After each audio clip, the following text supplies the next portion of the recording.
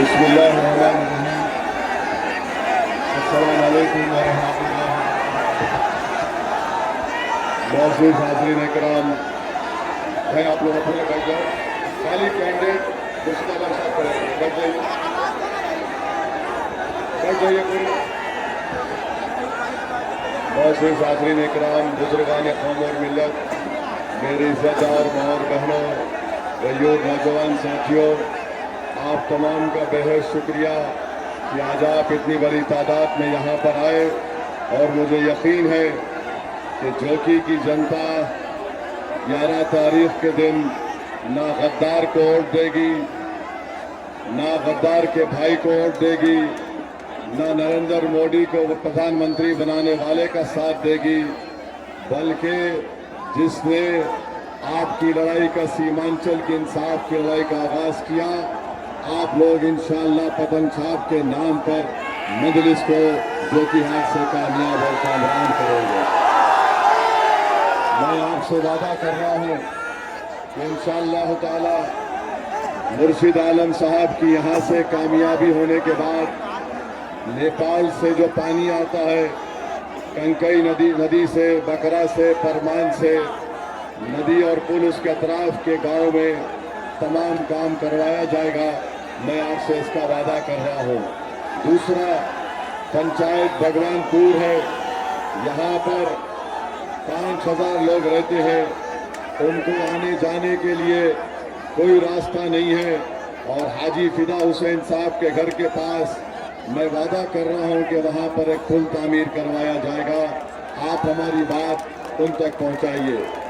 और मंच पर बैठे वक़ार साहब, जावेद साहब, वाइस चेयरमैन जोकी हाट, तारिक आलम, अबूजर आलम, Manzar Alam, Mehboob Alam, Mukhtar Alam, Murtaza Alam, Raju, Arfeen Rahmani, Hero Honda showroom owner, Mohammad Irfan Uddin साहब, अजहर मुर्शिद, दानिश बशीर, मुफ्ती आफ्ताब साहब, एहसन साहब, सरफराज आलम, चेयरमैन मोहम्मद अली साहब, जिला परिषद उम्मीदवार संजय ठाकुर साहब, कारी एहतशाम जुबैर आलम, हाफिज जलाल साहब, बबूल साहब, आफ्ताब शम्स, साजिद आलम, गुलाम सरवर, तौफीर आलम, मिनाज आलम, निहाल आलम, शरफुद्दीन साहब और अख्तरुज़्ज़मा साहब, और महाराष्ट्र और हैदराबाद से तशरीफ लाए मजलिस के तमाम जिम्मेदारान और अरकान। मेरे अजीज दोस्तों और बुजुर्गों, मेरी आवाज़ आ रही है आपको? मेरी आवाज़ आ रही है आपको?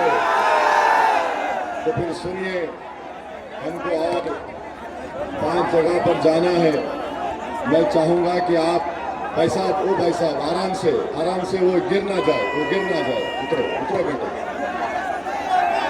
मैं आपको गिरने नहीं दूंगा, मैं सीमांचल को गिरने नहीं दूंगा, मैं दुश्मनों को गिराकर इंशाअल्लाह जिन्होंने सीमांचल को पिछड़ा रखा उनको हम शिकस्त देंगे। मैं आपको बताने आया हूँ कि 5 साल पहले आपने मजलिस इत्तेहादुल मुस्लिमीन पतंग छाप के उम्मीदवार को वोट देकर कामयाब किया था।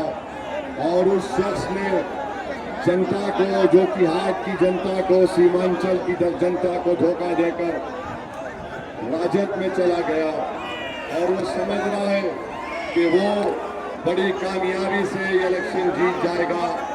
सुनो शाहनवाज, तुम रोते हुए हमारे पास आए थे, हमने तुमको टिकट दिया, जो कि हाट की जनता ने तुमको टिकट नहीं दिया, जो कि हाट की जनता ने पतंग छाप पर बटन दबाया था। और सुनो, इंशाअल्लाह ताला अब की बार तुम्हारी जमानत जब्त होगी शाहनवाज। तुमने अपने साथ 3 विधायक को तोड़ा। इजहार अस्फी साहब ने हमको बताया कि तुमने सबके नाम पर पैसा लिया, उसको हजम कर लिया और तुमने सीमांचल को धोखा दिया। इंशाअल्लाह ताला शाहनवाज की जमानत सब करवाएंगे आप। अब दूसरी बात, शाहनवाज के बड़े भाई सरफराज साहब एक बाप की औलाद हैं, एक ही खून है, एक ही घर में रहते हैं, मगर बताइए, जब दो भाई एक दूसरे से बात नहीं करते तो क्या वो आपके वोट के हकदार हैं? जब दो भाई मिलकर सामने नहीं आते तो वो सीमांचल और जोकीहाट का क्या विकास करेंगे, क्या इंसाफ करेंगे? और जनाब सरफराज साहब उस आदमी की पार्टी के उम्मीदवार हैं जिसने 2012 से लेकर 14 तक नरेंद्र मोदी का इलेक्शन का मैनेजर था। उसने मोदी को प्रधानमंत्री बनाने में एक बहुत बड़ा रोल अदा किया। तो क्या आप ऐसे आदमी को, ऐसी पार्टी को वोट देंगे? तीसरा है तीर छाप है, जिसने मोदी के साथ मिलकर भारत की पार्लियामेंट में वक्फ का कानून बनाया। क्या आप ये चाहेंगे कि बिहार में मस्जिदों को, दरगाह, खानका, कब्रिस्तानों को आपसे छीन लिया जाए? क्या आप इस वक्फ के कानून के खिलाफ पतंग छाप को वोट देंगे? क्या आप वक्फ की जायदाद को बचाने के लिए पतंग छाप को वोट देंगे? क्या आप मस्जिदों, दरगाहों को बचाने के लिए पतंग छाप को वोट देंगे? क्या आप संविधान को बचाने के लिए पतंग छाप को वोट देंगे? तो जवाब आपको तेजस्वी को देना है कि तुमने हमारे विधायक को, जिसको हमने वोट डाला था, उसको नहीं दिया था, मजलिस को दिया था। सीमांचल की नाइंसाफी के ऊपर आपको जवाब देना है। तेजस्वी को आपको जवाब देना है। मोदी को, नीतीश कुमार को। मेरे अजीज दोस्तों और बुजुर्गों, इतना बड़ा काला कानून बनाया गया है और राजद के नेता तेजस्वी आकर कहते हैं कि शाहनवाज को मंत्री बनाएंगे। तेजस्वी, तुम अब मुख्यमंत्री नहीं बनोगे, सीमांचल का बेटा मुख्यमंत्री बनेगा। सीमांचल के मान सम्मान की लड़ाई मजलिस लड़ रही है। सुन लो जोकीहाट की जनता, असदुद्दीन ओवैसी आपसे वादा करता है कि मेरा बाजू कट जाएगा, मेरी गर्दन कट जाएगी, मगर मैं सीमांचल की जनता को झुकने नहीं दूंगा इंशाअल्लाह। तो पतंग छाप पर आपको बटन दबाकर अपने इत्तेहाद को कामयाब करना है।